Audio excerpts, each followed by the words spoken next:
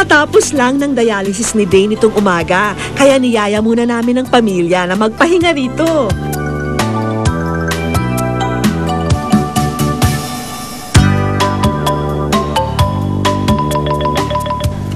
Habang nasa kwarto, isang DVD ang aming pinanood sa kanila. Laman nito ay mga mensahe mula sa mga nagmamahal kay Dane.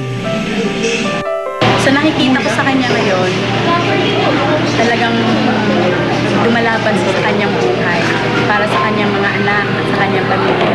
Si Dane naantig sa kanyang napanood. Matagal na raw mula nang huli niyang makita ang ibang kaibigan.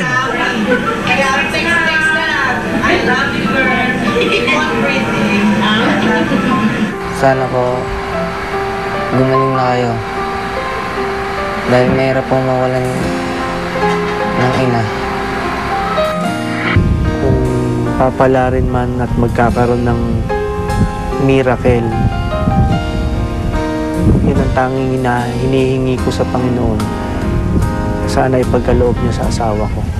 Sa puntong ito, lumapit na ako kay Dane. Alam mo nila yung totoo. Nasa wish ko na. Kaya kami nandito. Gusto mo ba yung panood mo? Ha? Ang ganda naman ang sinabi ng mga kaibigan mo.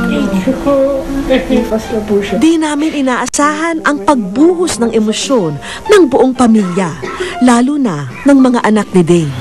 Lagi niya pong inaasikas po kami. Lahat po gagawin niya para po sa amin.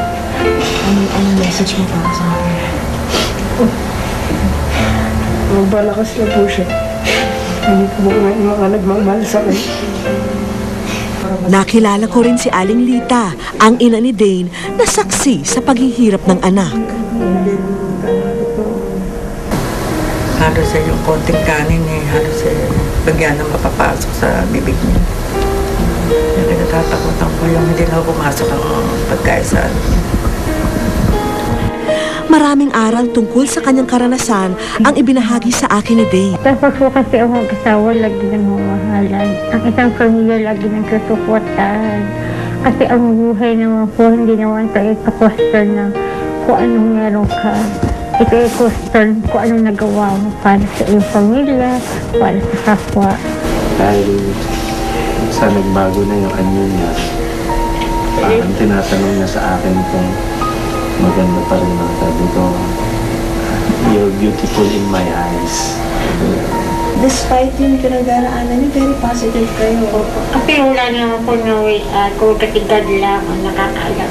Sabi ko nga po, evolution, maganda, pangit, sobrang ganda. Lagi kasi nagdadalo. O ngayon, samahan niyo kami. Sige po, excited na po ako. Ha? Talaga? Excited na po ako.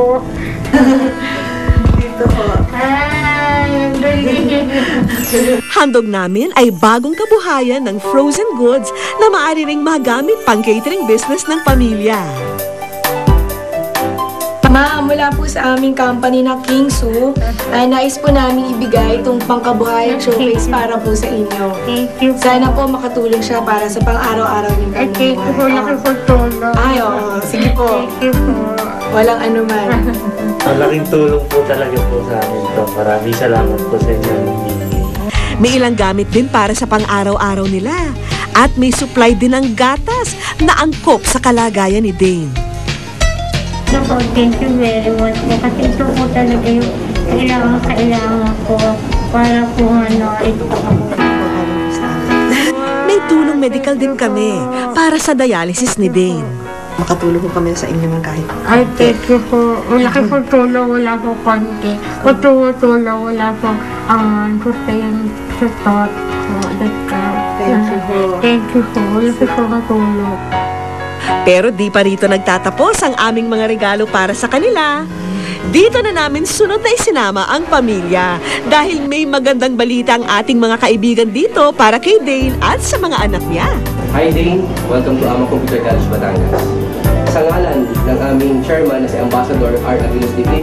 at ng aming president na si Amable, si Aguilos D9, ina-award namin ang full scholarship grant sa 4 anak kung saan sila ay makakakuha ng 4-year course program dito sa Amang Computer College, Batangas.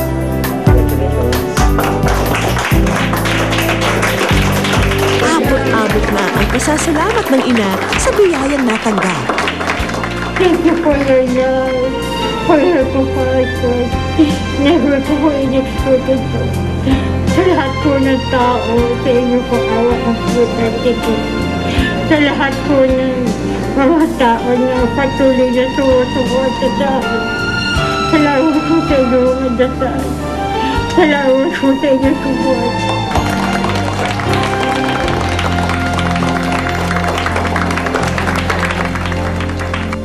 Mapalad si Dane sa suporta at pagmamahal ng kanyang pamilya at mga kaibigan. Harinawa, ang kagandahan ng kanyang puso ay magsilbing liwanag para sa iba.